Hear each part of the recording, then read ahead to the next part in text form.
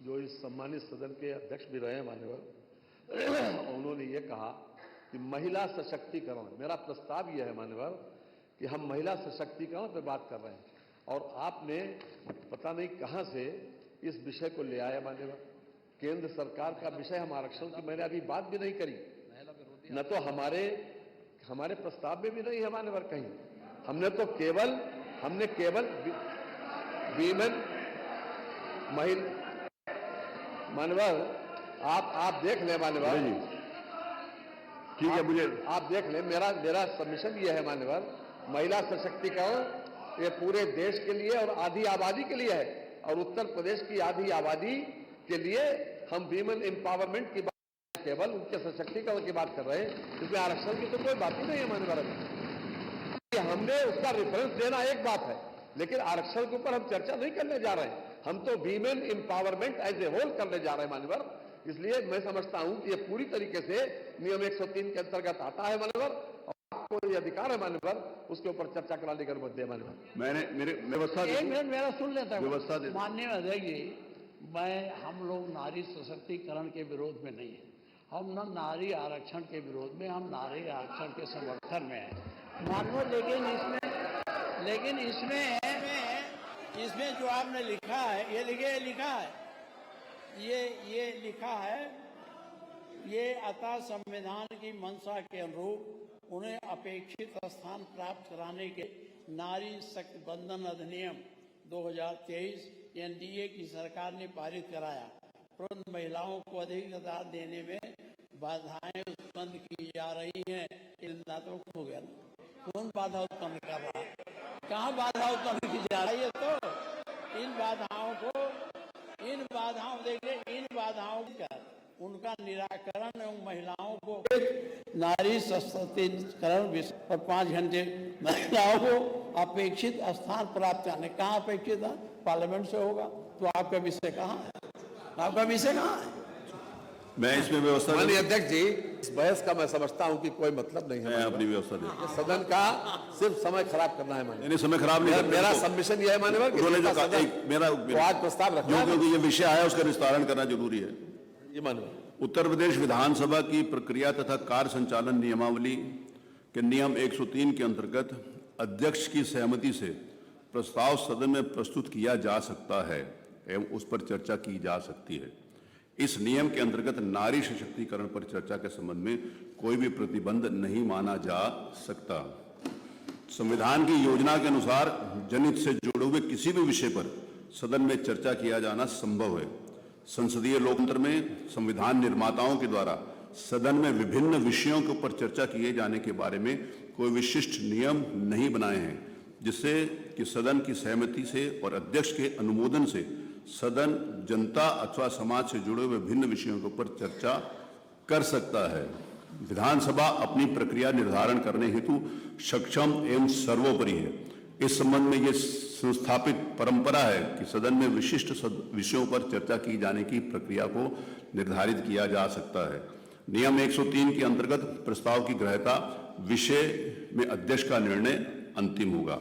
उल्लेखनीय है कि नियम 300 के अंतर्गत संविधान के अनुच्छेदों के विषय में भी सदन में चर्चा किया जाना प्रस्तावित है।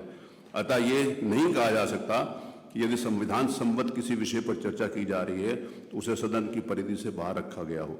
नियम 311 के अंतर्गत भी अध्यक्ष नियमों को निलंबित करके ऐसी प्रक्रिया निर्धारित कर सकेंगे जिससे कि तत्कालीन एवं युक्त विषयों के ऊपर चर्चा की जा सके।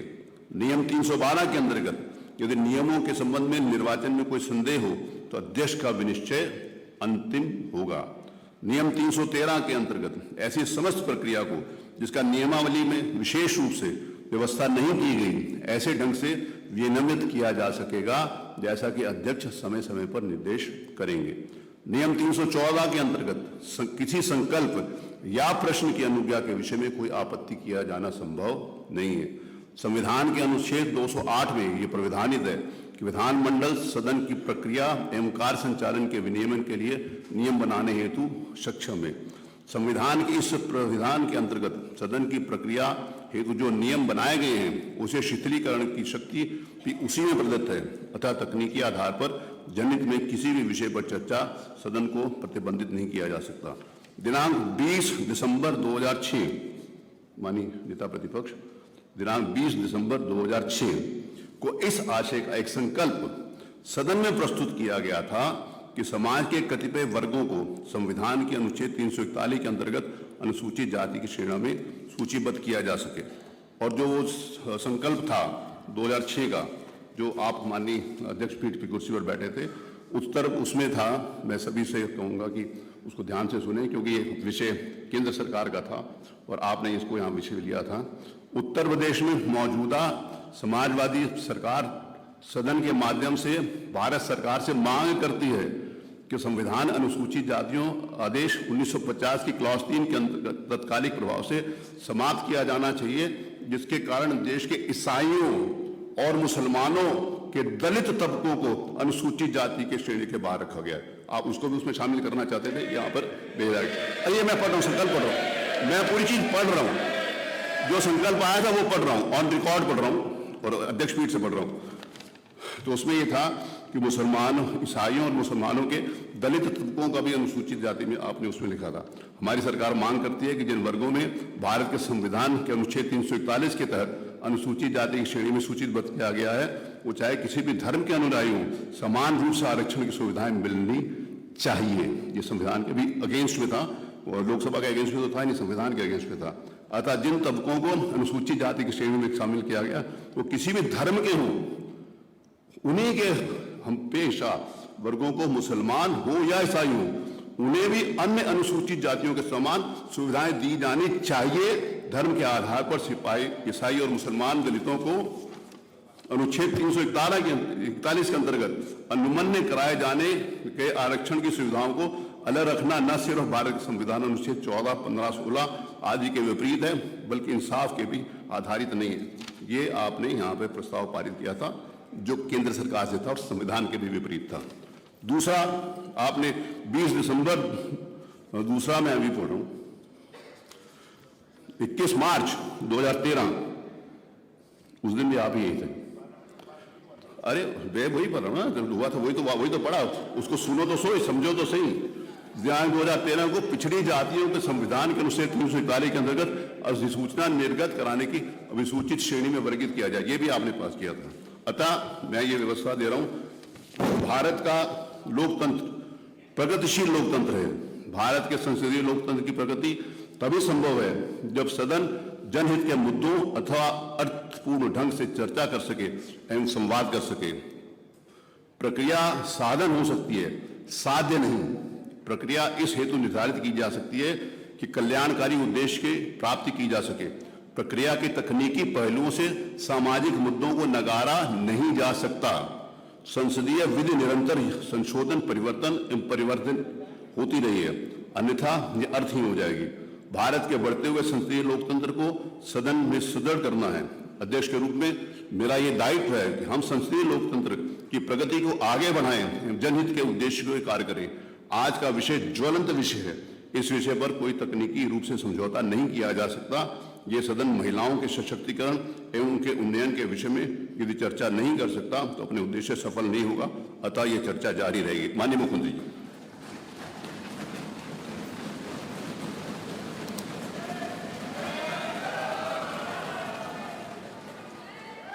अध्यक्ष जी, मैं आभारी हूं आपका और इस माननीय सदन का भी,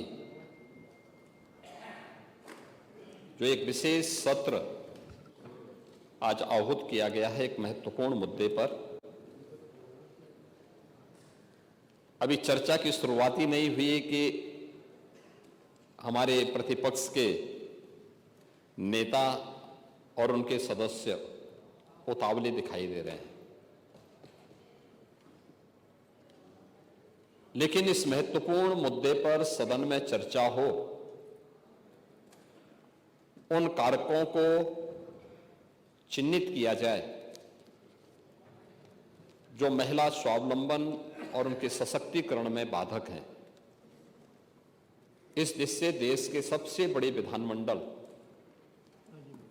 की अपनी एक भूमिका है और उस भूमिका को ध्यान में रखते हुए हम सब उसका आत्ममंथन कर सकें आज एक दिवसीय सदन के माध्यम से जो एक शुरुआत प्रारंभ हो रही है, मैं सबसे पहले अध्यक्ष जी आपका हृदय से आभार व्यक्त करता हूं। सभी माननीय सदस्यों का इस एक दिवसीय विशेष सत्र में जो आधी आबादी के लिए समर्पित है, मैं हृदय से अभिनंदन भी करता हूं।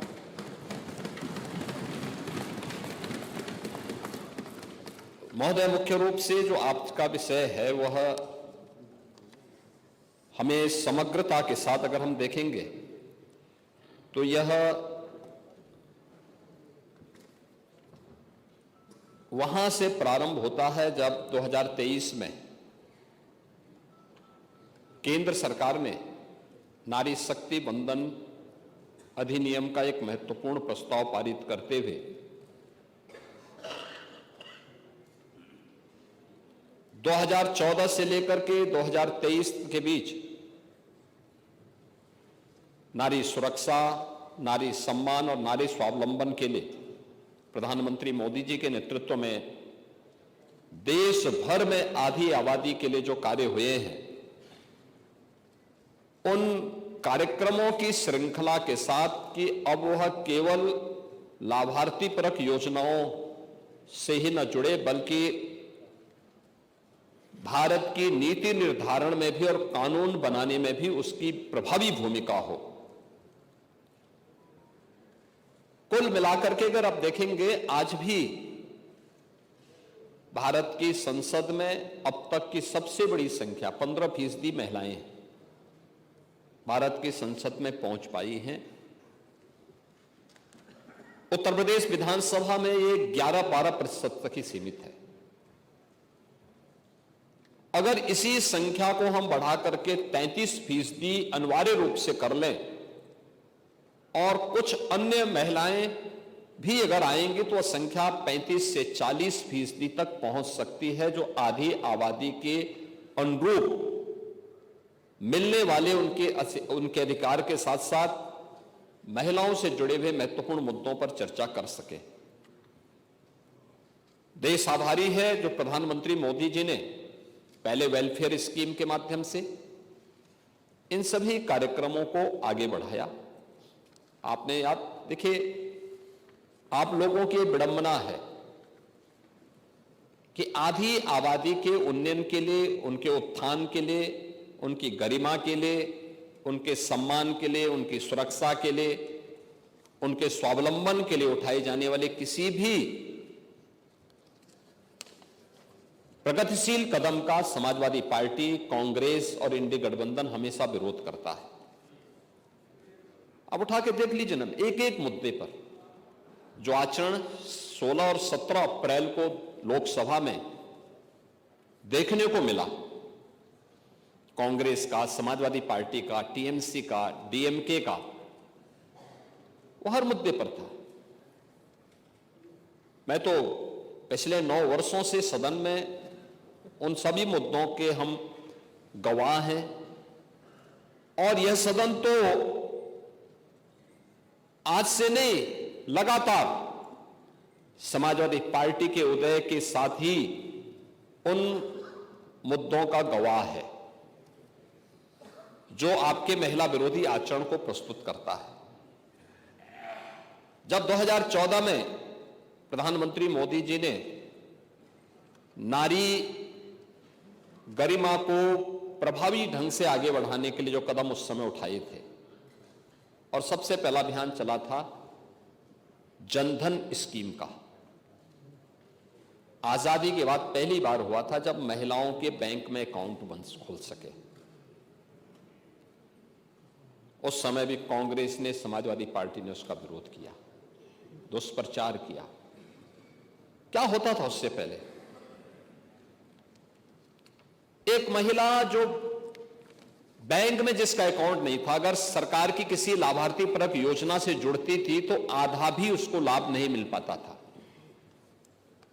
और हमारे नेता प्रतिपक्ष तो सीनियर विधायक हैं, आप तो इस बात को जानते हैं कि उनके लिए वृद्धावस्था पेंशन या विधवा पेंशन जो मिलती थी, आपके समय में 300 रुपये थी, उससे पहले 100 रुपया थी।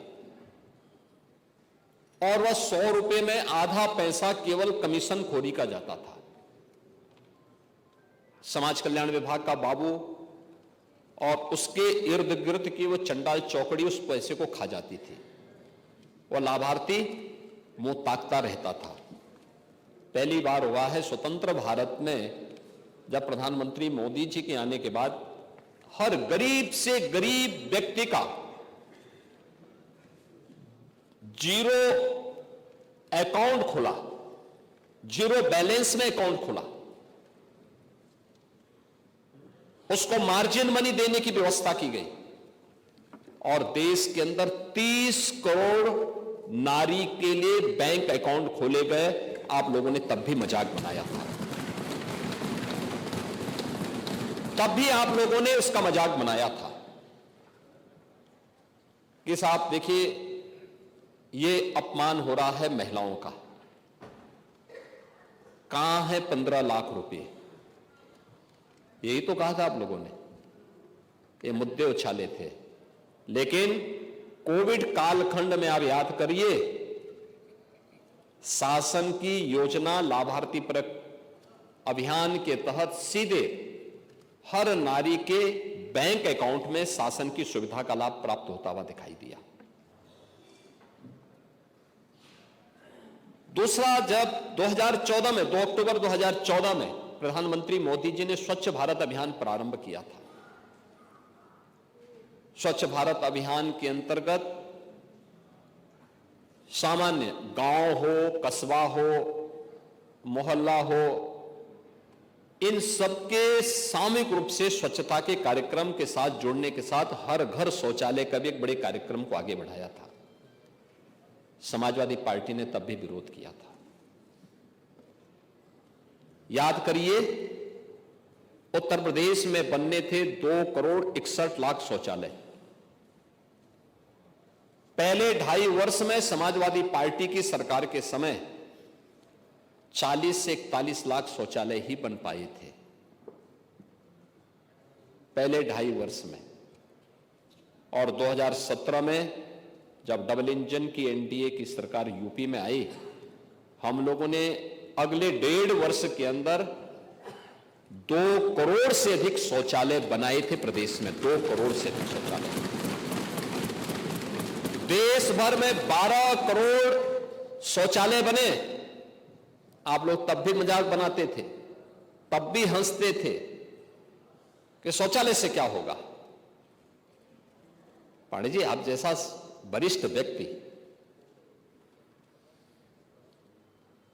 केवल अनुभव से ही वरिष्ठ नहीं है, संसदीय परंपराओं से ही वरिष्ठ है। आप लोग अपने को सोशलिस्ट कहते हैं, लेकिन आधी आबादी की प्रगति और उनकी गरिमा के सम्मान की रक्षा के लिए कभी संवेदनशील नहीं दिखाई देते। ये जो शौचालय थे, केवल शौचालय नहीं थे,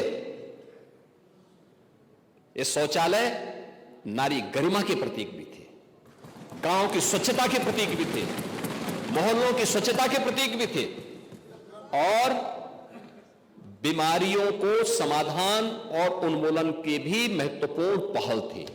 इंसेफ्लाइटिस की बीमारी आपके जनपद में तो सर्वाधिक होती थी। आप लोग कुछ नहीं कर पाए,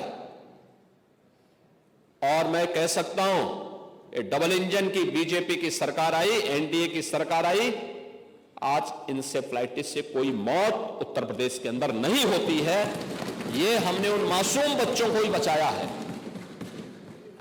नारी गरिमा की रक्षा भी हुई, नहीं तो होता क्या था? होता क्या था फिर? गांव में आप पैदल नहीं चल सकते थे, महिलाएं बीमार होती थी। शाम के समय सड़कों पर महिलाएं जहां तहां शौच के लिए बैठी रहती थी, और समाजवादी पार्टी के सोहदे वहां जाकर के छीटाकसी करते थे। ये दृश्य होता था, ये दृश्य था। लेकिन आधी आबादी की गरिमा की रक्षा करने के साथ साथ उनके स्वास्थ्य के लिए और भावी पीढ़ी के भविष्य को उज्जवल बनाने के लिए, उनकी सुरक्षा के लिए प्रधानमंत्री मोदी जी ने स्वच्छ भारत अभियान के माध्यम से वो व्यवस्था दिलाई। हर घर, पंडित जी प्रस्ताव में आ रहा हूं ना, प्रस्ताव में रखूंगा उसी पे। अभी जब मैं उस पे आऊंगा फिर प्रस्ताव रखूंगा मैं। अभी उसकी भूमिका तैयार कर रहे हैं जिसका आप विरोध कर रहे थे। जिसका आप विरोध कर रहे हैं उसी की मैं भूमिका तैयार कर रहा हूं। नहीं, मैं वही आ रहा हूं ना, मैं वही आ रहा हूं। आप लोग देखिए, वही तो मैं कह रहा कि आप लोगों के आचरण को देख करके गिरगिट भी समझा जाएगा कि कौन आ गया है ये, कि ये संसद में आचरण कैसा और यहां आचरण कैसा, वह भी समझा जाएगा कैसे रंग बदला जाता है। यानी दिल्ली से लखनऊ पहुंचते पहुंचते जब आधी आबादी के आक्रोश को झेलना पड़ रहा है, अब यहां पर रंग बदल गए। अब कह रहे हैं 33% आरक्षण होना चाहिए। सदन में विरोध क्यों किए? क्यों सदन में विरोध किए? और इसीलिए मैं कह रहा हूं, इसी प्रकार से आधी आबादी को देखिए, पहली बार आवास की सुविधा का लाभ भारत के अंदर 4 करोड़ गरीबों को प्रधानमंत्री आवास योजना का लाभ मिला है। पूरे देश के अंदर, उत्तर प्रदेश के अंदर 65 लाख गरीबों को एक आवास मिला है, एक लाभ मिला है। एक आवास का लाभ 65 लाख परिवारों को उत्तर प्रदेश के अंदर मिला है। और 65 लाख परिवारों को अगर आप देखें, प्रधानमंत्री आवास योजना के पहले 1.5 वर्ष में, यानी समाजवादी पार्टी की 2.5 वर्ष तक सरकार थी, 2.5 वर्ष में प्रधानमंत्री आवास योजना में एक भी आवास आप नहीं बना पाए, बल्कि भारत सरकार के प्रस्ताव का विरोध करते रहे। ये डबल इंजन की एनडीए की सरकार आई, हम लोगों ने आने के बाद पिछले 9 वर्ष में 65 लाख गरीबों के लिए आवास बनाए हैं और उन तबकों को भी आवास उपलब्ध करवाया है जिनके पास कोई आसरा नहीं था। और इनमें से ज्यादातर आवास महिला लाभार्थी के नाम से है, यानी महिला भी लाभार्थी हो सकती है और उसके नाम पे आवास हो सकता है। ये भी सुविधा उपलब्ध करवाई है, ये भी उनको सुविधा भी उपलब्ध करवाई। ऐसे ही आबादी की लैंड, आप तो जानते हैं गांव में ज्यादातर लोग ऐसे होते हैं जिनके पास अपनी भूमि नहीं होती है। ग्राम पंचायत आबादी की लैंड में उसको आवंटित करती है, पट्टा देती है, वो उसी पे अपना मकान बनाता है, लेकिन उसका मालिकाना अधिकार उसके पास नहीं होता है, कागज नहीं होता था। पहली बार प्रधानमंत्री ग्रामीण अभिलेख के माध्यम से, प्रधानमंत्री घरौनी योजना के माध्यम से उन गरीबों को जहां पे उसका मकान है उसका मालिकाना अधिकार भी मिलेगा और वह महिला के नाम पर होगा। ये पहली बार हुआ है। ये काम कांग्रेस भी कर सकती थी, समाजवादी पार्टी भी कर सकती थी, प्रदेश में अन्य दलों की सरकारें भी कर सकती थी, नहीं किए। और मैं कह सकता हूं कि आज डबल इंजन की एनडीए की सरकार ने किया है और भारत के अंदर 3 करोड़ परिवारों को यह अधिकार मिला है और उनमें से 1 करोड़ से ज्यादा लोगों को केवल उत्तर प्रदेश के अंदर अधिकार प्राप्त हुआ है। यह भी महिलाओं के नाम पर ये सभी अधिकार पत्र जारी हुए हैं। प्रदेश के अंदर नारी गरिमा के लिए उठाए जाने वाले अन्य महत्वपूर्ण कदमों में मुझे याद है 2017 में जब सरकार आई थी, हमने मुख्यमंत्री सामूहिक विवाह योजना लागू की थी। मुख्यमंत्री सामूहिक विवाह योजना, एक गरीब परिवार बेटी की शादी के लिए चिंतित न हो, समाज की भी जिम्मेदारी होती है। हमने तो बेटी कहा, हमने उसको भाजपा सपा में, भाजपा कांग्रेस में या दलों में नहीं बांटा था, जाति में नहीं बांटा था। हमने कहा बेटी की शादी के लिए, वो बेटी कोई भी हो, प्रदेश की बेटी होगी, कन्यादान मां बाप के साथ साथ सरकार के प्रतिनिधि भी जाकर के उसमें भागीदार बनेंगे, जनप्रतिनिधि भागीदार बनेंगे, जिलाधिकारी निमंत्रण पत्र छपवाएगा। ये पहली बार हुआ। ये लोकतंत्र ये है जहां जिले का सबसे बड़ा जो एडमिनिस्ट्रेटिव ऑफिसर्स है उनकी टोली उनका निमंत्रण पत्र छपवाती है और सामूहिक विवाह की योजना का लाभ मिल सके। 6 लाख बेटियों की शादी हुई है, अब तक 6 लाख, और समाजवादी पार्टी ने विरोध किया था इस स्कीम का।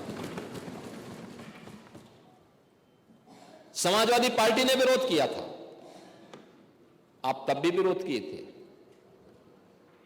कन्या सुमंगला योजना के माध्यम से जब बेटी के जन्म लेने से लेकर के बेटी स्नातक तक की पढ़ाई कर सके, समाजवादी पार्टी ने इसका भी विरोध किया। हम 25,000 रुपए पैकेज दे रहे हैं, 26 लाख बेटियों को इस योजना का लाभ मिल रहा है। बेटी पढ़ाओ बेटी बचाओ बेटी पढ़ाओ का अभियान हो, मातृ वंदना की स्कीम हो, प्रधानमंत्री मातृ वंदना की स्कीम हो, ये सभी ऐसे कार्यक्रम थे जो वेलफेयर स्कीम के साथ जुड़ते हुए उन्हें स्वावलंबन के पथ पर अग्रसर कर रही थी। प्रधानमंत्री स्टैंड अप की योजना, प्रधानमंत्री स्टार्टअप की स्कीम, प्रधानमंत्री डिजिटल इंडिया की स्कीम, ये ढेर सारी ऐसी स्कीम थी जिसके माध्यम से नारी स्वावलंबन के कुछ आदर्श प्रस्तुत हुए। आप देखेंगे कि उत्तर प्रदेश के अंदर पीएम स्टार्टअप की स्कीम लागू होने के बाद 20,000 से अधिक स्टार्टअप स्थापित हुए हैं। और मुझे बताते हुए प्रसन्नता है कि प्रधानमंत्री स्टार्टअप की स्कीम, प्रधानमंत्री स्टैंड अप की स्कीम के अंतर्गत जो अभियान प्रारंभ हुआ उसके कारण आधे स्टार्टअप यूपी के अंदर महिलाओं के द्वारा संचालित किए जा रहे हैं और सफलतापूर्वक संचालित किए जा रहे हैं। ये जब किया गया तब पहल हुई है, तब उज्ज्वला योजना में आप लोग केरोसिन भी ब्लैक कर देते थे, और आज कांग्रेस के समय में एलपीजी के सिलेंडर तो मिलते नहीं थे, डंडे जरूर पड़ जाते थे।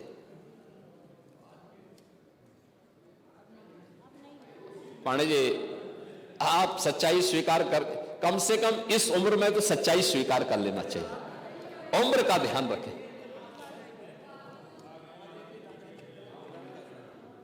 लेकिन कनेक्शन की समस्या थी। बेटी की शादी है, किसी परिवार को इच्छा होती थी कि बेटी को मैं एक सिलेंडर दूं, कांग्रेस की सरकार नहीं देने देती थी, समाजवादी पार्टी डंडा मारती थी, और बाकी तो जो होना था सब होता था। आप देखे होंगे देश के अंदर 10 करोड़ महिलाओं को एलपीजी के फ्री में कनेक्शन उपलब्ध करवाए गए। 10 करोड़, जो कांग्रेस की सरकार में 25,000 से लेकर 50,000 में ब्लैक होते थे। इंडी गठबंधन की सरकार में, यूपीए की सरकार थी, उसी का नया रूप इन्होंने, गिरगिट की तरह जो रंग बदलते हैं ना, यूपीए से जब देखा कि अब यूपीए से काम नहीं चलेगा तो उसको इंडी गठबंधन कर दिया। इंडी गठबंधन की सरकार उस समय जो यूपीए के नाम पर थी, उस समय 25,000 से लेकर 50,000 में बिकता था, और फ्री में मोदी जी ने 10 करोड़ महिलाओं को रसोई गैस के सिलेंडर उपलब्ध करवाए। देश के अंदर 50 करोड़ महिलाओं को 5 लाख रुपए का आयुष्मान भारत की सुविधा का लाभ भी मोदी जी ने दिया, और 80 करोड़ लोग फ्री में राशन की सुविधा का लाभ प्राप्त कर रहे हैं। यह वेलफेयर की वे स्कीम है जो पिछले 12 वर्ष के अंदर देश के अंदर प्रधानमंत्री मोदी जी के नेतृत्व में जो कार्यक्रम आगे बढ़े। लखपति दीदी की स्कीम, 3 करोड़ महिलाएं आर्थिक स्वावलंबन के मार्ग पर चल रही हैं।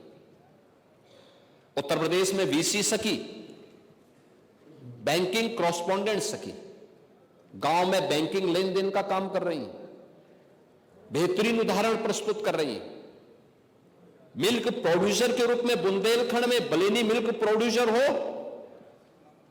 या आगरा का मिल्क प्रोड्यूसर, गोरखपुर, वाराणसी और प्रदेश के अंदर अन्य स्थानों पर महिला स्वावलंबन का आदर्श प्रस्तुत कर रही है। और कौन ऐसा सेक्टर है जिसमें आज भारत की नारी अपना लोहा न मनवा रही हो? हर एक सेक्टर में, पर डिफेंस का हो, हेल्थ का हो, एजुकेशन का हो या फिर किसी भी अन्य सेक्टर में, समाज के हर एक क्षेत्र में जब वह नेतृत्व दे रही है, लेकिन इस नेतृत्व के साथ साथ उसके पास राजनीतिक ताकत भी आए, नीति निर्धारण में भी वह मजबूती के साथ आगे बढ़ सके, इसमें सबसे बड़ी बाधा आप लोग बने हैं। नारी शक्ति बंधन अधिनियम के उस संशोधन को जो 2029 से लागू होना था,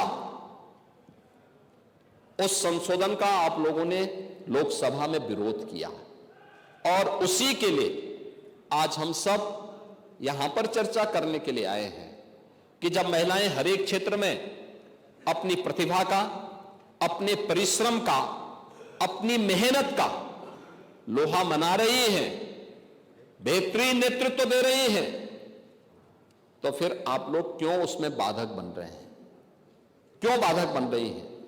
वेलफेयर स्कीम से लेकर के अब वे समाज में नेतृत्व की सामर्थ्य भी विकसित कर सके, इसके लिए उनको अधिकार मिलना चाहिए। और इस दिशा में जो प्रयास प्रारंभ हुआ है, उस प्रयास के लिए सबसे पहले हम प्रधानमंत्री मोदी जी के द्वारा उठाए गए इन कदमों के प्रति, उनके प्रति आभार व्यक्त करते हैं कि उन्होंने आधी आबादी को उनका अधिकार दिलाने के लिए 2023 में नारी शक्ति बंधन अधिनियम पारित किया और जब 29 में इसको लागू करने के लिए एक आवश्यक प्रस्ताव लेकर के आए तो उसमें कांग्रेस, समाजवादी पार्टी और ये सभी दल उसमें बाधक बन गए,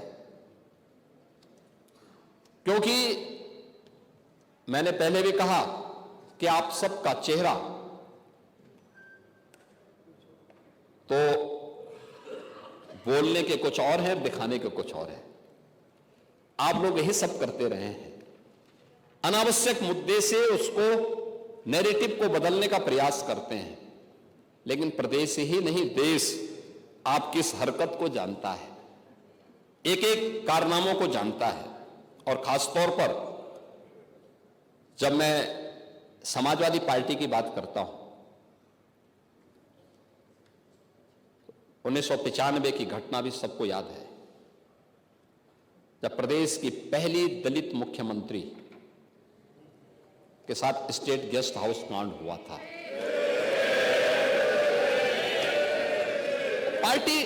पार्टी कोई भी हो सकती है, लेकिन आपका आचरण क्या था?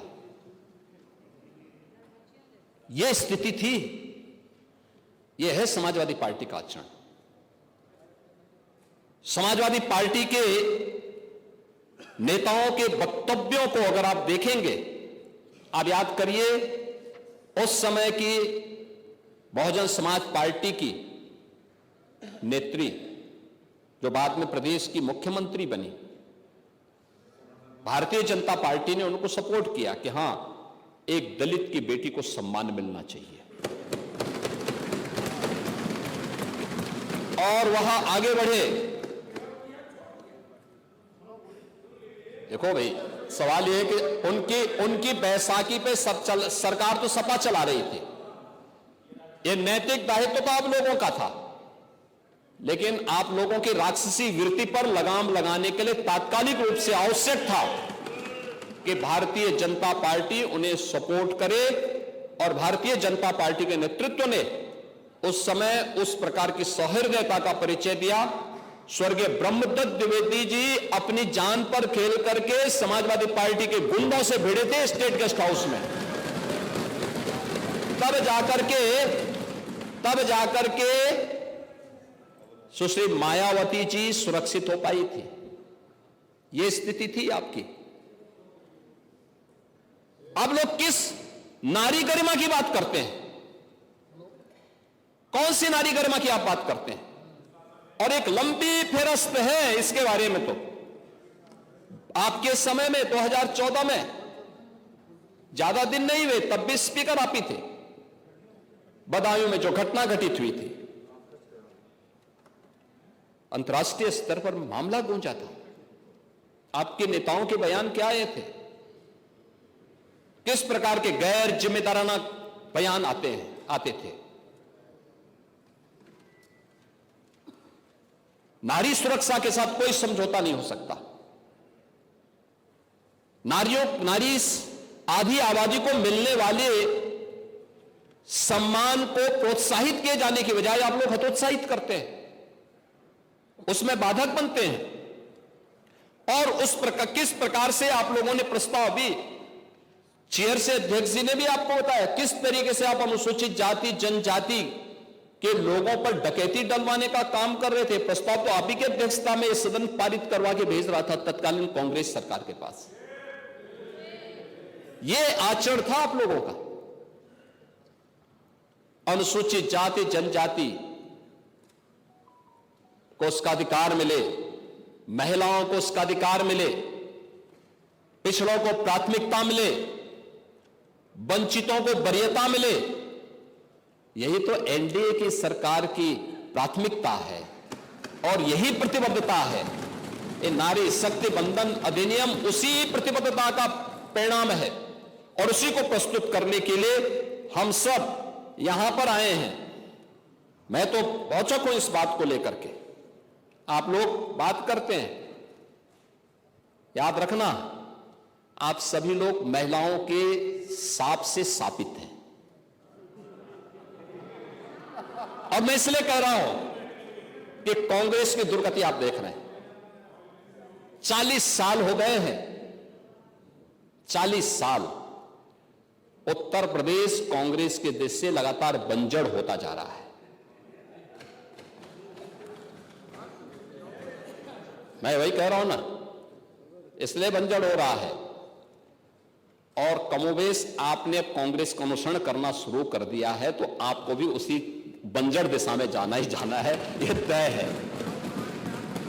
कांग्रेस के पतन का कारण क्या था? एक मुस्लिम महिला के साथ वही अत्याचार पर मौलवियों के सामने घुटना टेक करके नाक रगड़ने की प्रवृत्ति। शाहबानो प्रकरण में आप लोगों ने एक मुस्लिम महिला के साथ जो अन्याय किया था, उस समय शाहबानो प्रकरण के बाद जो चीजें सामने आई थी, सुप्रीम कोर्ट ने किस प्रकार की टिप्पणियां की थी। अगर कांग्रेस ये पाप नहीं करता, मौलवियों के दबाव में नहीं आता, भारत के कानून का सम्मान करके शाहबानो को भी न्याय दिया होता, तो यह दुर्गति नहीं होती। महिला विरोधी आपका आचरण 3 तलाक के मुद्दे पर भी देखने को मिला था। 3 तलाक का कानून जब प्रधानमंत्री मोदी जी, आप लोग तो शाहबानो वाले मामले में एक महिला के साथ अन्याय किए, लेकिन 3 तलाक का कानून जब आ रहा था तब भी आप लोगों ने, इंडी गठबंधन ने, कांग्रेस ने, समाजवादी पार्टी ने तब भी इस 3 तलाक की कुप्रथा का समर्थन किया था। दुनिया के अंदर तमाम इस्लामिक देश 3 तलाक की कुप्रथा को नहीं मानते, लेकिन आप हैं सुधरेंगे नहीं, वही कठमुल्लापन की ओर देश को ले जाना चाहते हैं।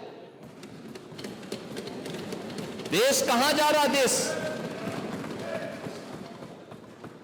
यह देश फतवे की राजनीति बंद करवा चुका है, लेकिन आप उसको मानने को तैयार नहीं। 3 तलाक के बिल का आप लोगों ने विरोध किया और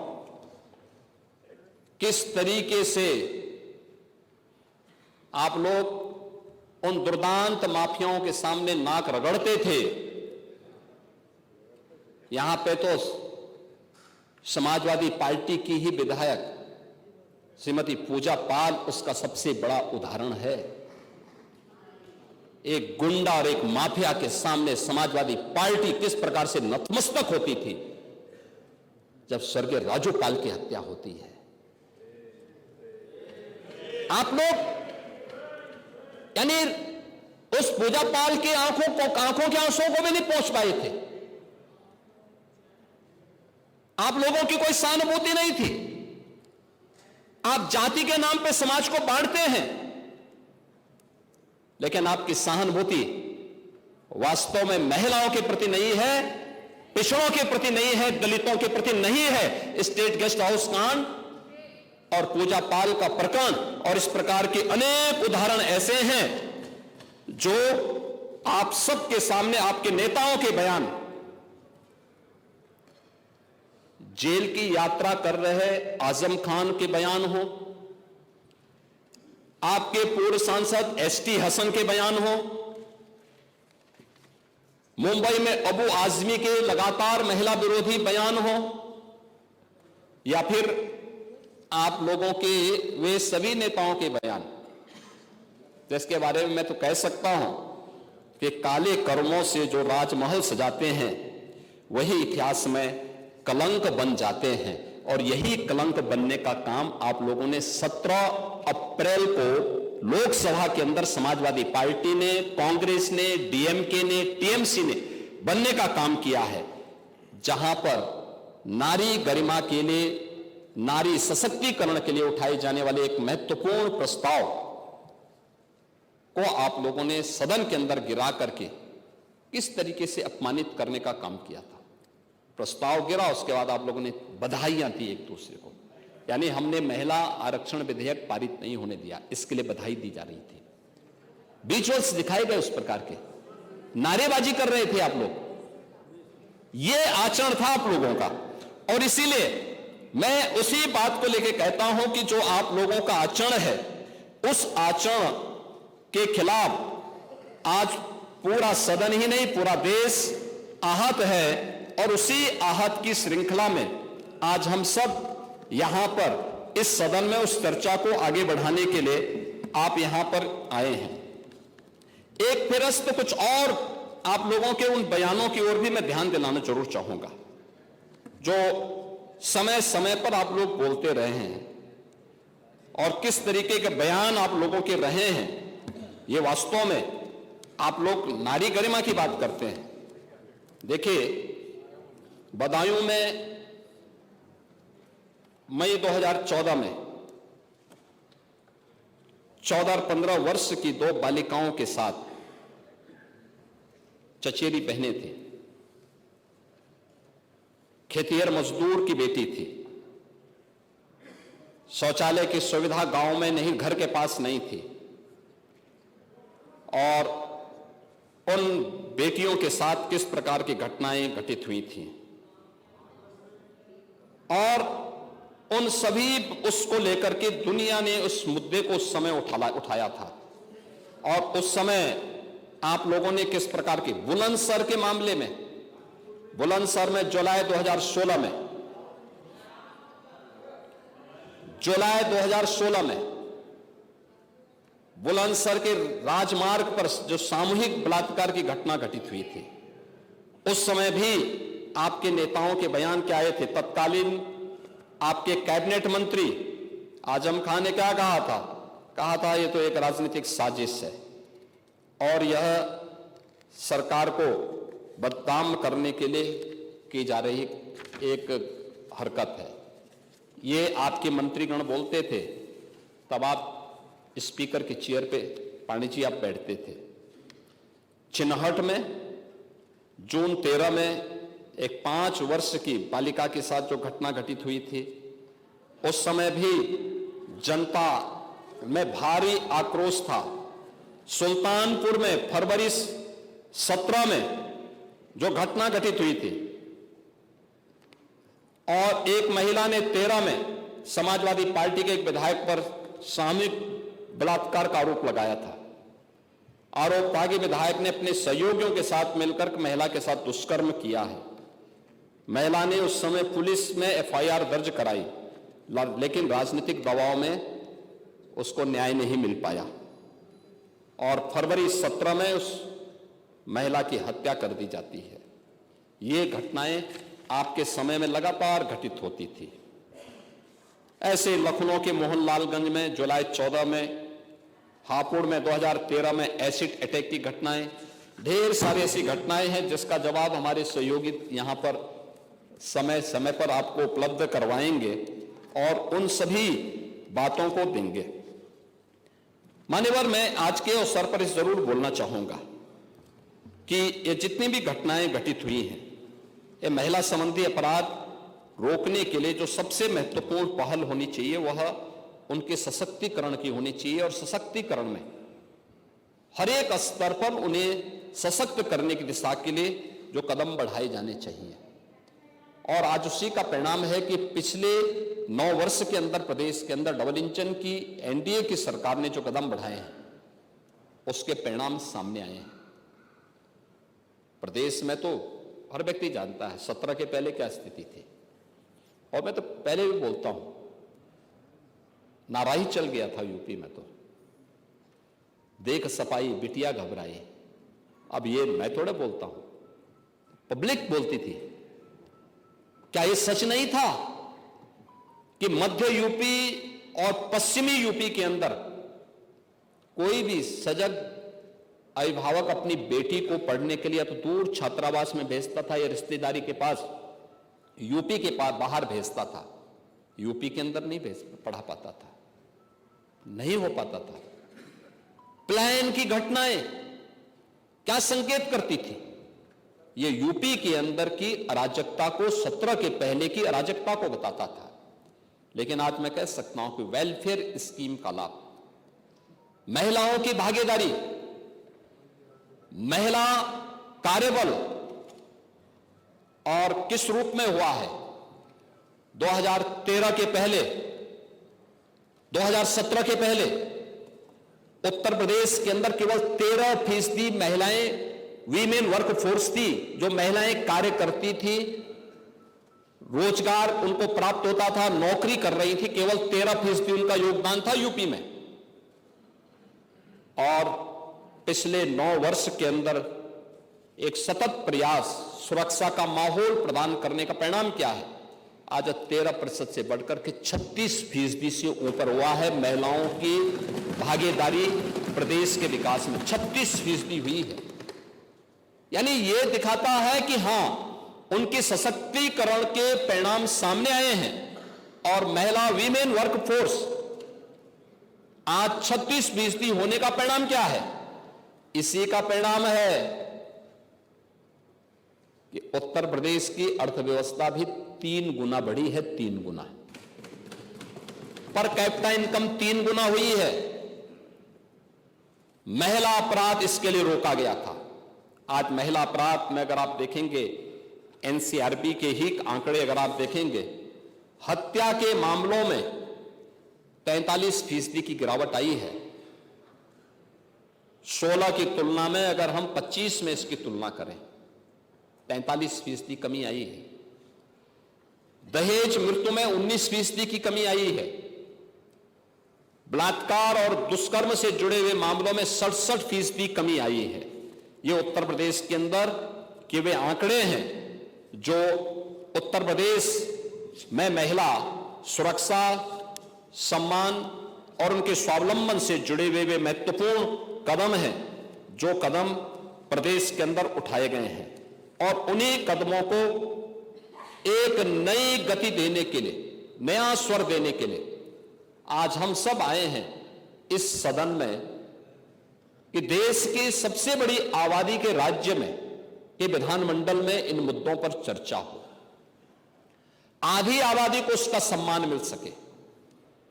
उनके स्वावलंबन की रक्षा हो सके और उनके आत्मनिर्भर होने की दिशा में कदम बढ़ाया जा सके। और जैसे उत्तर प्रदेश ने इस दिशा में प्रयास प्रारंभ किया, पिछले 12 वर्ष में प्रधानमंत्री मोदी जी के नेतृत्व में जो कदम उठाए गए हैं, विभिन्न क्षेत्र में उनके सशक्तिकरण के लिए कार्य बढ़ाए गए, कदम बढ़ाए गए, आज उसके परिणाम उत्तर प्रदेश में हमें देखने को मिले हैं। और हम लोगों ने अपनी अर्थव्यवस्था के साथ साथ उत्तर प्रदेश के परसेप्शन को बदलने में सफलता प्राप्त की और आज उसी सफलता को एक नई ऊंचाई तक पहुंचाने के लिए उनकी राजनीतिक भागीदारी, नीति निर्धारण और देश के कानून निर्माता के रूप में आधी आबादी आगे बढ़ सके, इससे संबंधित आज यह प्रस्ताव मैं इस माननीय सदन में रख रहा हूं। और मैं इस माननीय सदन से इस बारे में अपील करूंगा कि अगर समाजवादी पार्टी कहती है कि हम लोग महिला आरक्षण के समर्थन में हैं,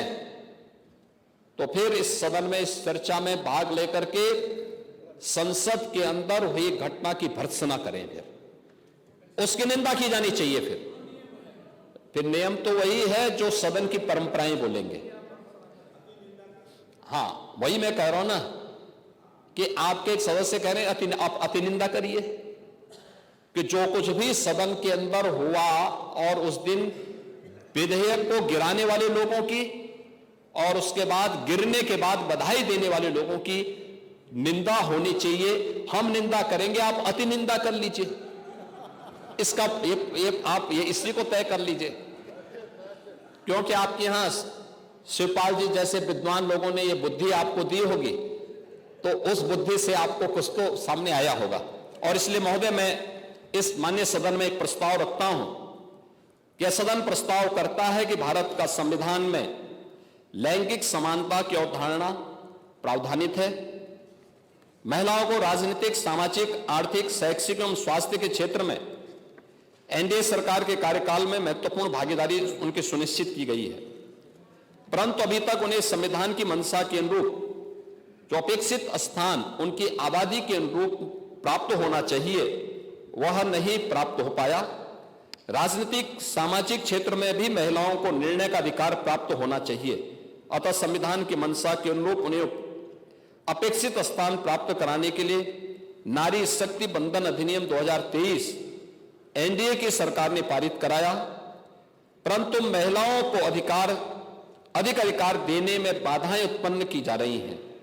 इस समय के पहले उन्हें अधिकार प्राप्त हो और आगामी संसद के चुनाव में यह अधिकार प्राप्त हो, इस देश से जो बाधाएं उसमें पैदा की गई हैं, इन बाधाओं को चिन्हित कर उसका निराकरण एवं महिलाओं को अपेक्षित स्थान प्राप्त करने की दिशा में नारी सशक्तिकरण विषय पर यह महत्वपूर्ण चर्चा के लिए मैं इस सदन में प्रस्ताव रखता हूं और मैं विश्वास व्यक्त करता हूं कि सभी माननीय सदस्यगण इस चर्चा में भाग लेकर के और वास्तव में चाहते हैं कि आधी आबादी को उनका अधिकार प्राप्त हो, तो फिर 17 अप्रैल को सदन के अंदर यानी देश की संसद लोकसभा में इंडी गठबंधन के आचरण की उनको निंदा करनी चाहिए, उसकी भर्त्सना करनी चाहिए और आज के इस प्रस्ताव का समर्थन करते हुए वे इस पूरी चर्चा में भाग लेंगे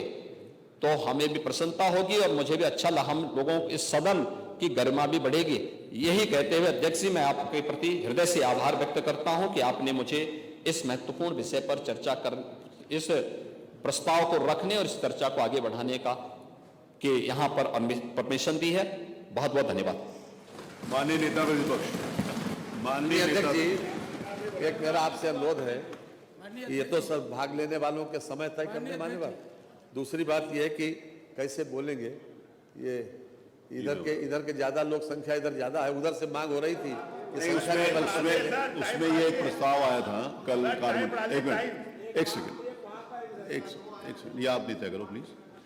कल कार्य मंत्रणा समिति में माननीय नेता जो इधर खड़े हुए हैं, जो सीट पे बैठे नहीं हैं, जिनसे कहूंगा कि बैठ जाएं, माननीय संग्राम जी, इन्होंने ये कहा था कि संख्या के हिसाब से, रेशियो के हिसाब से समय तय कर दिया जाए।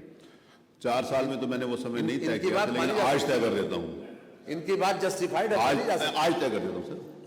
आज माननीय माननीय संग्राम जी ने जो प्रस्ताव रखा था, आपने रखा था ना, आप मेरी बात सुनिए ना, आपने देखिए संग्राम जी, देखिए अभी कहा ना मुख्यमंत्री जी, इतनी जल्दी रंग मत बदलिए। कल आपने रखा था, कल आपने ये बात कही थी कि नहीं कही थी हमारी कार्रवाई में? आपके मांग करने से क्या होता है, वो भी तो उन्होंने मांग करी थी। अरे आपकी मांग के पहले वो मांग आ गई थी। अच्छा मेरी बात सुनिए, किसी ने भी मांग करी हो, नियम क्या है? बैठिए, अरे बैठिए ना भाई प्लीज। अरे आज जिसको नियम मालूम वो बता दे, अगर आपको मालूम। मेरी बात सुनिए, मांग किसी ने भी करी हो, नियम क्या है? रेशियो के हिसाब से टाइम मिलेगा ना, नियम क्या है भाई? अरे बताओ ना, खड़े हुए अति विद्वान हो। अरे भाई मानी, अरे चलिए दे देते। अच्छा उसमें ऐसे करेंगे कि 5 घंटे की चर्चा निर्धारित है, 11 बजे शुरू हुई थी। तो एक मिनट, एक सेकंड, माननीय संसदीय मंत्री आप कुछ कहें? नहीं, केवल हमारा बार यही अनुरोध था कि इनकी बात जायज, बहुत जायज है, मान ली जाए। अरे मैं बहुत सारी बातें मानता भी हूँ, बहुत सारी बातें नहीं भी मानता हूँ। बहरहाल ये समय कितना रहेगा मैं बता रहा हूँ। उसमें मेरा ये निवेदन है कि माननीय नेता सदन के लिए कोई भी समय निर्धारित नहीं हो सकता। ये हमारे उसके बाद उस माननीय नेता प्रतिपक्ष को उसी के रेशियो के हिसाब से समय निर्धारित होता है नेता प्रतिपक्ष को। उसके अलावा अगर कोई माननीय मंत्री बोलेगा तो उनके लिए 10 मिनट, बाकी सभी सदस्यों के लिए 7 से 8 मिनट समय दिया जाएगा। विभिन्न दलों के नेताओं के लिए 10 मिनट निर्धारित करेंगे। एक रिक्वेस्ट थी कि माननीय बढ़ाएंगे ना, वो शाम को जब खत्म होगा तब बढ़ाएंगे ना। माननीय नेता प्रतिपक्ष के बाद माननीय पाठक जी को बुलवा दीजिए, कहीं जाना है। हमारे नेता प्रतिपक्ष के बाद मंजू शिवान जी बोले, उसके बाद पाठक जी बोलेंगे। हाँ ठीक है। मैंने ऐसे आपसे बात करी थी। ठीक है माननीय, मैंने डिप्टी सीएम साहब आपसे बात करी थी, जैसे आप बोले। ठीक है। क्या मंजू शिवान जी को बुला के आपको बुलवा देंगे? ठीक है। आप जैसे आपने माननीय नेता प्रतिपक्ष आप बोलेंगे तो आपको 8 मिनट, नेता प्रतिपक्ष बोलेंगे तो जितनी देर मर्जी बोले। चलिए ठीक। श्री संग्राम जी, वैसे महिला से शुरू कराते तो अच्छा। माननीय अध्यक्ष जी, हम आपके अच्छा आप मुझे सूची दे दो। माननीय अध्यक्ष जी, हम आपके आभारी हैं सूची तो दो कि आपने मुझे नारी सशक्तिकरण पर अपनी बात रखने का अवसर दिया। मानवर, अगर कमाल अख्तर साहब रखते तो सबसे बढ़िया बात होती। मानवर, हमारी पार्टी डॉक्टर लोहिया के आदर्शों पर चल करके हमेशा डॉक्टर लोहिया लौकिक समानता और सामाजिक न्याय की बात करते थे। इस आंदोलन को माननीय नेताजी ने आगे बढ़ाने का काम किया और आज हमारे नेता माननीय अखिलेश यादव जी ने हमेशा पीडीए की एकजुटता, कैसे इनके अधिकारों को और बाबा साहब के संविधान को बचा करके इस देश के जो गरीब हैं, शोषित हैं, वंचित हैं, उनको हक और अधिकार दिलाया जाए, इसको लेकर के मानवर वो संघर्ष कर रहे हैं। मुझे उम्मीद थी कि विधानसभा का विशेष सत्र है, विशेष सत्र में नारी सशक्तिकरण की दिशा में माननीय मंत्री जी कुछ बातें रखेंगे। लेकिन अगर माननीय मुख्यमंत्री जी का भाषण देखा जाए मानवर, एक बाऊ प्रवचन था। यही बात माननीय मुख्यमंत्री जी ने महामहिम राज्यपाल के भाषण पे रखा, यही बात माननीय मुख्यमंत्री जी ने बजट भाषण